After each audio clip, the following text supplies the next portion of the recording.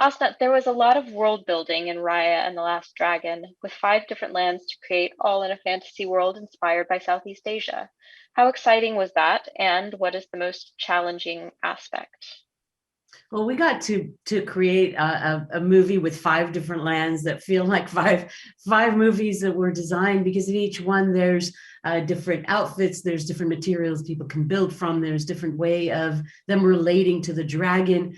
So their sociology and who they are in relation to the dragon actually affects how the design is, and all of that with finding inspiration from so many varied cultures in Southeast Asia, and what are the underlying principles.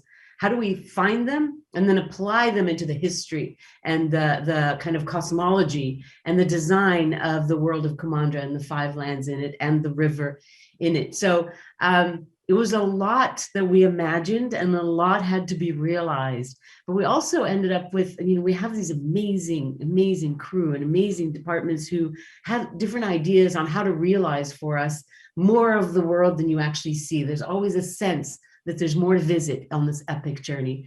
There were definitely technological challenges. There were all sorts of challenges to it, but it's the challenges that we all live for. We love them in order to create a world that's immersive as that. Adele, this is Disney's first Southeast Asian inspired film. How meaningful is that to you? Oh, it's tremendously important. As someone who grew up in Southeast Asia and grew up on Disney animated feature movies, I never thought in my wildest dreams that I'd be part of not just an animated Disney feature, but also, being part of creating a character that was inspired by the cultures and the faces of Southeast Asia. I hope, the larger message that Raya is able to bring to kids from around the world, not just in Southeast Asia, is that, no matter what you look like or where you come from, that your story and your face is definitely worth celebrating. Osnat, how important were the contributions of the Southeast Asia Story Trust to the filmmaking process? When we first decided that we'd be telling a story about coming together, about looking around us, all of us, at the world and how divided it is, and how the divisions are so often used to separate rather than to come together, how important that was to us. And we were looking at these lands around the Dragon River, and the dragon was inspired by the Eastern dragon, particularly in Southeast Asia, the Naga and the dragon of Southeast Asia, who are connected to water and auspiciousness and life. And we went on our first research trip to Southeast Asia, and we're talking about a very large region, 11 countries, multiple cultures, traditions, ethnicities. And one of the things that struck us right away everywhere we went was the sense of community, the sense of the importance of we, which is exactly what we wanted the story to be about. So we came back and thought about it and decided, that's it. This is a complete fantasy world, but it's going to be inspired and grounded in inspiration from the region.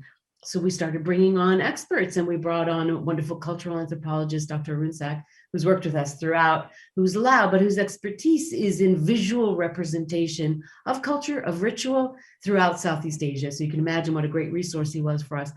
Archaeologist, gamelan master, dancer, textile experts. And organically, these people become what we end up calling the Southeast Asia Story Trust, because they're part of what keeps us both grounded and kind of connected, as well as always checking across the region. What does it mean? What are the commonalities?